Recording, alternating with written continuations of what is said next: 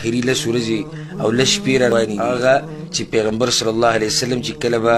عایشه رضی الله عنها وایي چې کله به دا لس شپې رالي نو پیغمبر صلی الله علیه وسلم به دا شپې شوګیرولې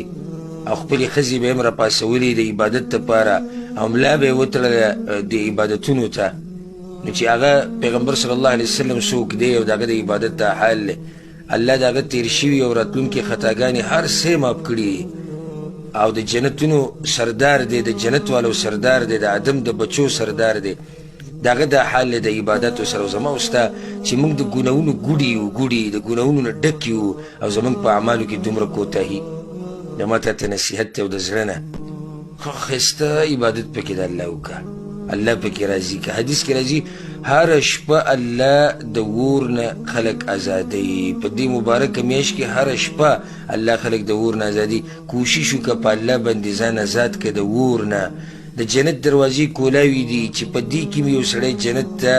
داخل نشو او د جنت حقدار نشو دا ډېر بدبخته دی د جهنم دروازې بندې دي او چې یو سړی په دې ورځو کې د جهنم حقدار شي دا ډېر بدبخته دی کوشش وکړه محنت وکړه څومره عبادت چې د الله کولی شي ویې کوي د قرآن سره ژوند تیر کوي دا میاشت خپله اخرني میاشت